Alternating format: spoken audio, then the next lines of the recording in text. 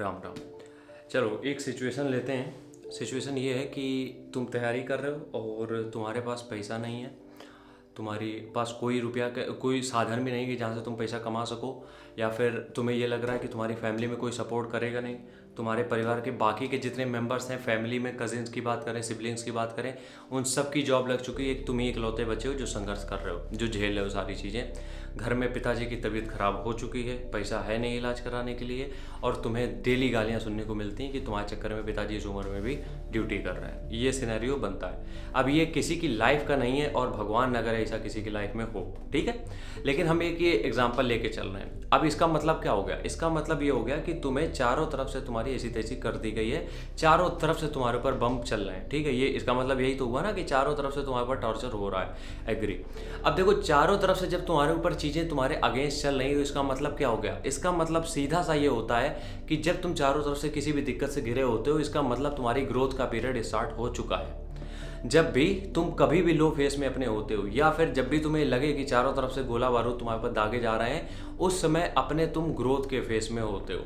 Growth के face में क्यों होते हो अभी हम ये बताते हैं। देखो, जब भी तुम अपने लो फेस में होते हो या फिर जब तुम डूब रहे होते हो, खत्म हो रहे होते हो, उस बीच में दिक्कत पता है क्या आती है? दिक्कत ये होती है कि हमारे पास बचने के साधन नहीं होते हैं। हमें जो चीज़ें करनी होती है वो खुद से करनी होती है सर्वाइव करने के लिए। तो इसके लिए हम करते क्या है? ना तो कोई तुम्हारा फ़ोन उठा रहा होता है, ना तो कोई तुमसे बात करना चाह रहा होता है, ना ही कोई तुम्हारे पास आएगा तुम्हारी हेल्प करने।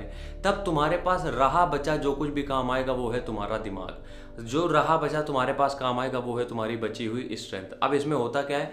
इसमें होता ये है, कई बार आदमी को वो स्ट्रेंथ अपनी दिख जाती है जो उसको लगता भी नहीं था कि ये मेरे पास होगी। इसीलिए हम कहते हैं जब भी तुम्हारे पास चारों तरफ से दिक्कत हो तब हाथ पैर मारना चालू कर दो, क्योंकि उसी समय तुम्हें समझ में आएगा, क्योंकि आवश्यकता ही आविष्कार की जननी है, ये सबने पढ़ा है। उसी समय तुम्हें समझ में आएगा कि तुम्हारी स्ट्रेंथ क्या है। जब एक किसी को ट्रेनिंग दी जाती है, मरीन कमांडो या फिर जो कमांडो होते हैं अपने, और कभी कभी किसी को तो स्विमिंग भी नहीं आती है, उसको हाथ पैर बांध के पानी में फेंक दिया जाता है, ठीक है। अब जो इंस्ट्रक्टर होता है उसको ये पता रहता है इसको कितनी देर में निकालना है ताकि ये मरे ना, ठीक है। लेकिन कई बार ऐसा होता है कि वो सर्वाइव करके खुद से ऊपर आ जाता है, जबकि उसको तैरना नहीं आता है।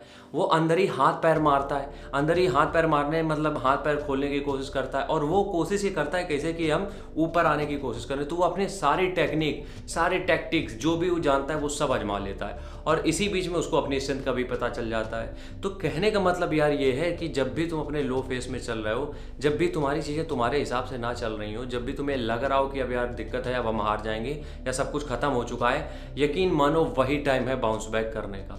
वही टाइम है जब तुम ग्रो करोगे। इसलिए उस टाइम को बिल्कुल वेस्ट मत होने दो, और उस टाइम पे मेहनत अपनी चारों तरफ फैला दो ताकि तुम्हें अपनी स्ट्रेंथ का पता चल जाए। क्योंकि कई बार, एक दो बार नहीं, हजारों बार ये पता चला है कि जब भी आदमी मर रहा होता है, बिल्कुल खत्म होता है, क्यों बोलते हैं डूबते को तिनके का सहारा, वही सहारा तुम्हें मिल जाएगा एक बार। इसलिए जब भी तुम्हारा लो फेस हो उस समय पे मेहनत जरूर करो यार, ठीक है।